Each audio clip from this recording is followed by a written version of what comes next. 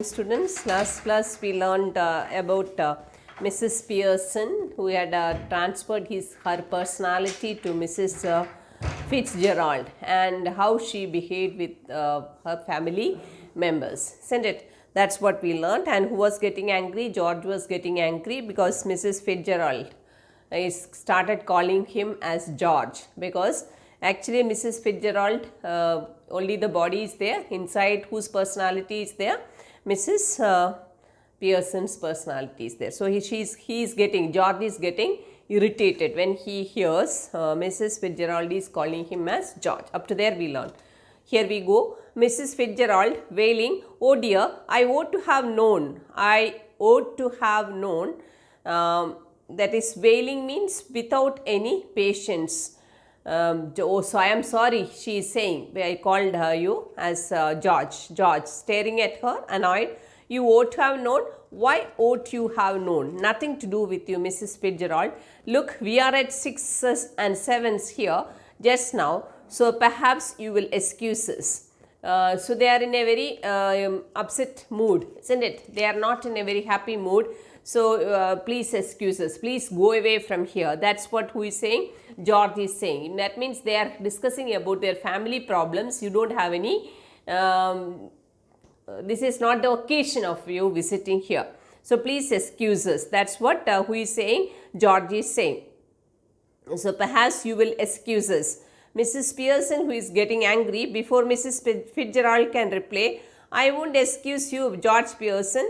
Next time a friend and neighbor comes to see me, just say something when you see her. Good evening, or how do you do, or something, and don't just march in and sit down without a word. It is bad manners." So he is saying that who is having bad manners? George is having bad manners. Mrs. Pearson is saying that next time a friend and neighbor comes to see me, if someone else is coming to meet me, it is not your good manners. That is, you are coming and sitting in between us. That's who is saying? Mrs. Pearson.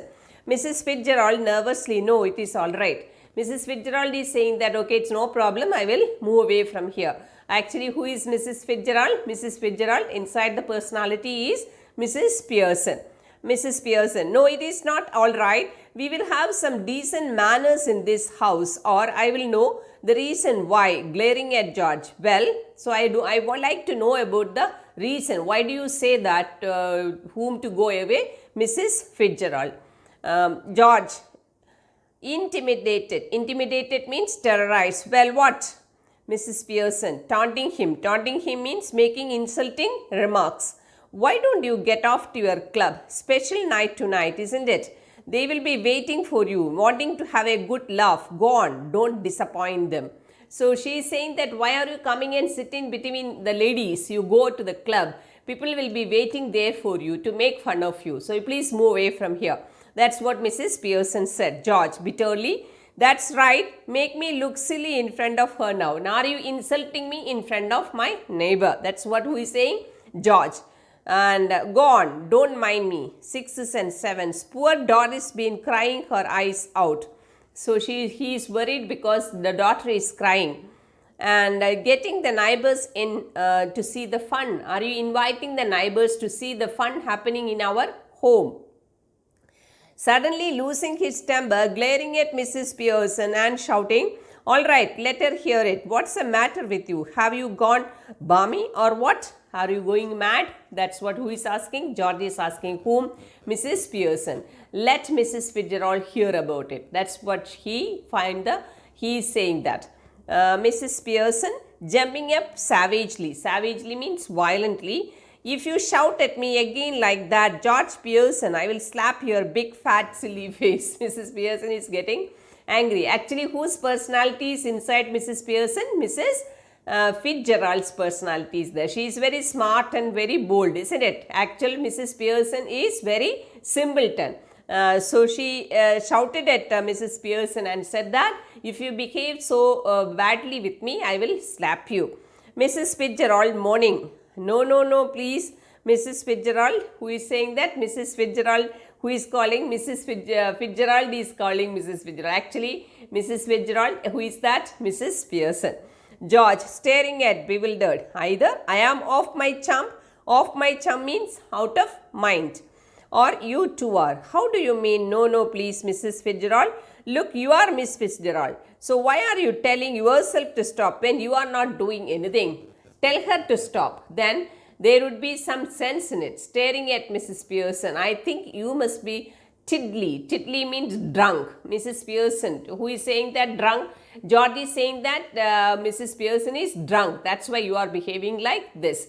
Mrs. Fitzgerald annoyingly calling Mrs. Pearson as what? Mrs. Fitzgerald, because she knew that whose personality is there inside? Mrs. Fitzgerald's personality is there in Mrs. Pearson.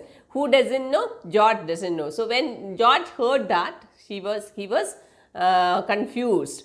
Mrs. Pearson staring up savagely. Say that again, George Pearson.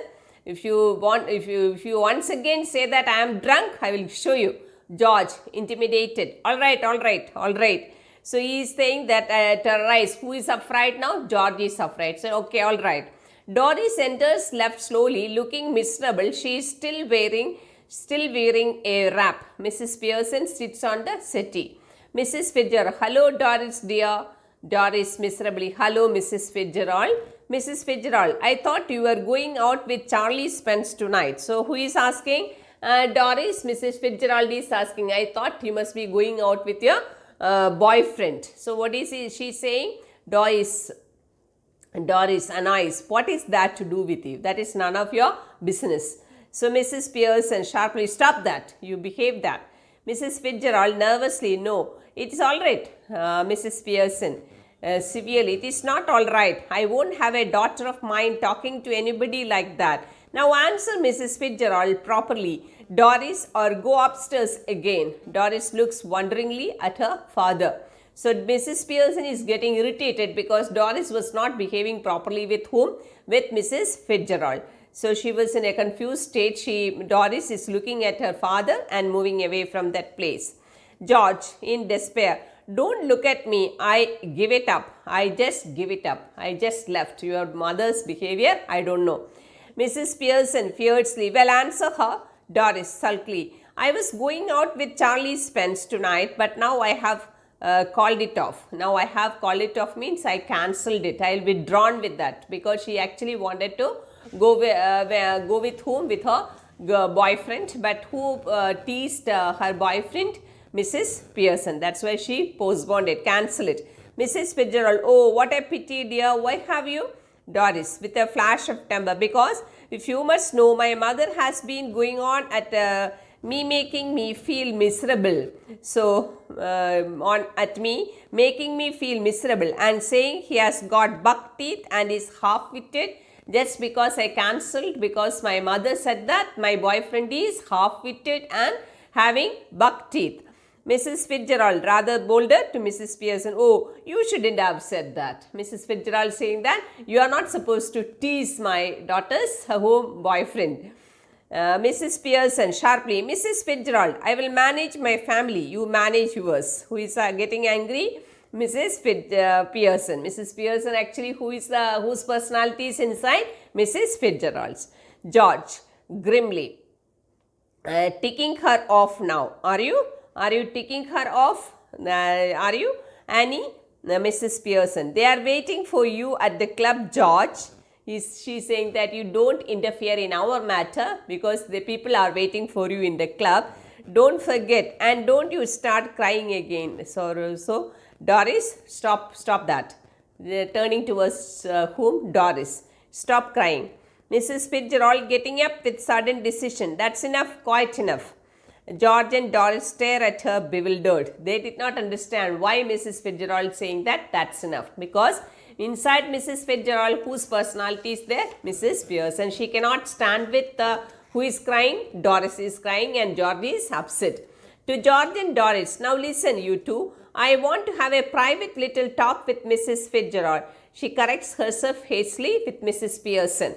So I will be obliged if you will leave us alone for a few minutes. I will let you know when we have finished. Go on, please. I promise you that you won't regret it. There is something here that only I can deal with. Mrs. Fitzgerald is upset just because inside her body, whose personality is there? Mrs. Pearson. Mrs. Pearson cannot stand with whose tears Doris because Mrs. Pearson doesn't want to trouble her family, isn't it? So now she wanted to change her personality back to her own body. That's why she requested George and Doris to move away from that place. George rising, I am glad somebody can because I can't come on. Doris, please come on Doris, we can move away from there. George and Doris exit left. As they go, Mrs. Fitzgerald moves to left of the small table and sits. She eagerly beckons Mrs. Pearson to do the same thing. To do the same thing means to change back the original personality to their bodies. Mrs. Fitzgerald, we must change back now. We really must. Why Mrs. Fitzgerald is calling Mrs. Fitzgerald? Because she knew that in Mrs. Fitzgerald's personality in Mrs. Pearson's body. Mrs. Pearson rising, why? Because this has gone far enough. I can see they are all miserable. I can't bear it. Mrs. Pearson, a bit more of the same would do them good, making a great difference already. She moves to right of the table and sits. Mrs. Fitzgerald, no, I can't stand any more of it. I really can't. We must change back. Hurry up, please, Mrs. Fitzgerald. So Mrs. Fitzgerald Mrs. Pearson doesn't want to remain in whose body? Mrs. Fitzgerald. She cannot stand with the problems by suffering through whom? Her own family. So Mrs. Fitzgerald, no, I can't stand any more of it. I really can't. We must change back. Hurry up, please, Mrs. Fitzgerald. Mrs. Pearson, well, if you insist, if you are insisting that, I will change their personality. Mrs. Fitzgerald, yes, I do. Please, you can please change back. She stretches her hands across the table eagerly. Mrs. Pearson takes them. Then Mrs. Pearson, quiet now, relax. Now what is going on? They have to do that magic, isn't it? You can say something related to the mantra. Mrs. Pearson and Mrs. Fitzgerald stare at each other, muttering exactly as before. Ashtatardam. They carry out the same action as before, going lax and then coming to life, but this time, of course, they become their proper personalities. Now, Mrs. Fitzgerald's personality came back to her own body, and Mrs. Fitzgerald's personality back to her own body. Mrs. Fitzgerald, oh well, I enjoyed that. Mrs. Fitzgerald is saying that I really enjoyed being being Mrs. Pearson, but I didn't. Mrs. Pearson is very simple. She cannot stand with the difficulties of her husband and her children. Mrs. Fitzgerald, well, you ought to have done. Now listen, Mrs. Pearson, don't go soft on them again, else it will all have been wasted. നമ്മൾ ഇതുവരെ ചെയ്തതെല്ലാം waste ആയിപ്പോവും. So be firm in front of your husband and children. Mrs. Pearson, I'll try not to. Mrs. Fitzgerald, they have not had as long as I would like to have given them another hour or two. Rough treatment might have made it certain. I am sure they will do better now, though I don't know how I am going to explain. Mrs. Pearson is saying that I don't know how I will explain why I was rude towards them. Mrs. Fitzgerald severely, don't you start any explaining or apologizing or you are done for. Don't apologize in front of your husband or children, because whatever we had done, then it will go on waste. Mrs. Pearson with spirit, it is all right for you. Mrs. Fitzgerald, after all, they are not your husband and children. You don't have to get upset, because who suffered? My children, my husband suffered. Mrs. Fitzgerald impressively, now you listen to me. You admitted yourself you are spoiling them and they did not appreciate you. Any apologies? Apologies means forgiveness. Any explanation and you will be straight back where you were. If you start apologizing in front of them, you will go back to your worst condition. I am warning you, dear. Just give them a look, a tone of voice. And now and again, in between you give them warnings. Your tone, we must change. You be firm. Your look should be very firm. Then what will happen? That will make a lot of change in your whose attitude? Your husband's and your children's attitude. So to suggest you might be tough with them if you want it to be, and it won't work. Anyhow, we can test it. Then Mrs. Pearson, how?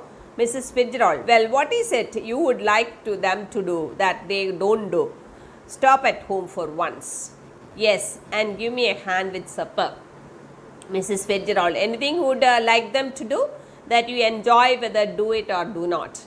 Mrs. Pearson, hesitating. Well, yes, I like a nice game of rummy, but of course, I hardly ever have one except at Christmas. I like to join with whom? With my family for playing game card. Rummy is the game of card. Mrs. Fitzgerald, getting up. That will do then. She moves towards the door, left, then turns. But remember, keep firm. Whatever you want, you can do. But be firm in front of whom? In front of your husband and children. Or you have had it. She opens the door, calling, "Hoi, you can come in now." She is calling George and Doris. And moving right slightly quietly, but remember a firm hand. This is the warning given to whom? Given to Mrs. Pearson. George, Doris and Cyril file in through the doorway, looking apprehensively. Apprehensively means doubtfully. At whom? At Mrs. Pearson. I am just off to let you enjoy yourself. Who is going go back home? Mrs. Fitzgerald. The family looks anxiously at Mrs. Pearson, who smiles, much relieved. They smile back at her. They just observe Mrs. Pearson because earlier Mrs. Pearson was very rough and she was drinking and smoking, isn't it? Now she was giving a very beautiful smile towards her family members. Why did she give such a smile? Because now her actual personality came back to her body. Doris anxiously, yes mother. Mrs. Pearson, seeing that you don't want to go out, I tell you what I thought we would do.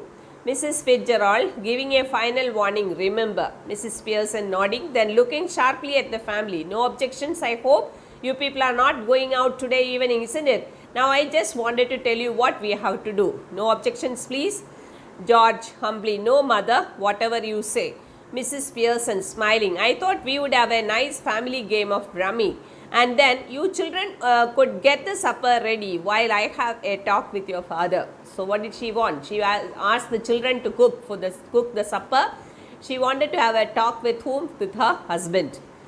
George firmly, suits me. He looks challengingly at the children. What about you two? Husband was ready to have this agree with the decision taken by Mrs. Pearson. Then he asked the children also. Cyril, hastily, yes, that's all right. Doris, hesitating, well, Mrs. Pearson sharply, what? Speak up. Why? Are you not ready for the cooking food? Doris, hastily, oh no, I think it would be lovely. Mrs. Pearson, smiling, goodbye, Mrs. Fitzgerald. Come again soon. She is bidding adieu to whom? Mrs. Fitzgerald. Mrs. Fitzgerald, yes, dear, night all. Have a nice time. Mrs. Fitzgerald exits left and the family clustered round mother as the curtain falls. So, the family realized the importance of mother and they were all ready to help the mother because she was the neglected one. Every day morning they used to go out for the job and comes back and they used to go out for their entertainments. And who used to be always left behind at home? Mrs. Pearson. Now, because of the interference of Mrs. Fitzgerald, that atmosphere of that family changes and they were all ready to help the mother at home in the kitchen, as well as the husband was ready to spend time with his wife. That's the end of the story. That's called Mother's Day. So that day was the Mother's Day, isn't it? I hope you understood. If you have any doubts, you can contact me. Before ending this class, we are just going to begin the next lesson from Hornbill, that is the ailing planet, the green movement's role. It's a very little boring lesson, but you will enjoy. That is Nani Palkhiwala. That's the author. Nani Palkhiwala is a Indian jurist and economist. He was born in 1920 Bombay and died in 2002. So let us begin with the green movement. The ailing planet. What is ailing? What is the ailing planet? Ailing is the which parts of speech? Adjective. This is what's a noun form? Ailment is the noun form. Verb form is ail. So ailing planet means in a bad health. Ailing planet. The green movement's role. What's the role of the green movement started? Almost I think how many years? More than 40 years ago. That is in 1972. You can calculate the year. how many years back the green movement ruled. So, the ailing, the planet was in a bad health, and what started? The green movement started. So, let us begin. The following article was written by Nani Palkiwala and published in Indian Express on 24th November 1994. The issues that he raised raised regarding the declining health of the earth continues to have relevance. Now let us see, here we go. One cannot recall means one cannot remember any movement is here campaigns in world history which has gripped means controlled the imagination of the entire human race so completely and so rapidly as the green movement, which started nearly 25 years ago. So, the movement which controlled the people, which influenced the people, is nothing else than only green movement, which started 25 years ago. In 1972, because it is written 25 years ago, because it was published in 1994, the old edition. In 1972, the world's first nationwide Green Party was founded in New Zealand. Since then, the movement has not looked back. It has not looked back means it was such a progress. It was such a beautiful movement that is called the Green Movement. We have shifted our own hopes irrecoverably means unchangeably from the mechanistic view. Mechanistic means relating to the parts of the machine, to the holistic and ecological view. Holistic and ecological view. Holistic means believing that something is complete, and ecological means something related to or connected to the relation of plants and living creatures of the world. It is a shift in human perceptions. Perception means attitude. This movement is a shift in human attitudes as revolutionary as that introduced by Copernicus, who taught mankind in the 16th century that the earth and the other planets revolved around the sun. And it is introduced by whom? Who was revolving around the sun, earth and the other planets. Who said that? Copernicus, isn't it? So, same way, for the first time in human history, there is a growing worldwide consciousness that the earth itself is a living organism. So, first time in human history, people started believing that earth is also a living organism, an enormous being of which we are parts. We are all the parts of that earth. It is an organism, living organism. What is a living organism? Earth is a living organism. We are all part of it. It has its own metabolic needs and vital processes which needs to be respected and preserved. So, it has its own problems, needs are there. It has its own important processes are there for which we have to respect. We have to we have to be preserved. The earth has to be preserved because it is a living organisms and we human beings are all part of it. Understood? And earth's vital signs reveal a patient in declining health. But now you see the condition of the earth. What does it show? It is compared to a patient in a declining health. It is in a very bad health. We have begun to realize our ethical means moral obligations. Obligations means duties to be good stewards. Stewards means caretakers of the planet. We have to take care of our planet because its health is declining, and responsible trustees of the legacy to future generations, because we are the trustees. We are the people who are supposed to take care of whom? The planet earth. Why? For whom? We have to take care of the earth for the future generations. We have to protect it for the future generations because earth is a living organism. We are all part of it, and it is our duty to protect the earth for whom? For the future generations. The concept of sustainable development was popularized in 1987 and by World Commission on Environment and Development. In its report, it is defined the idea as development that meets the needs of the present without compromising the ability of future generations to meet their needs.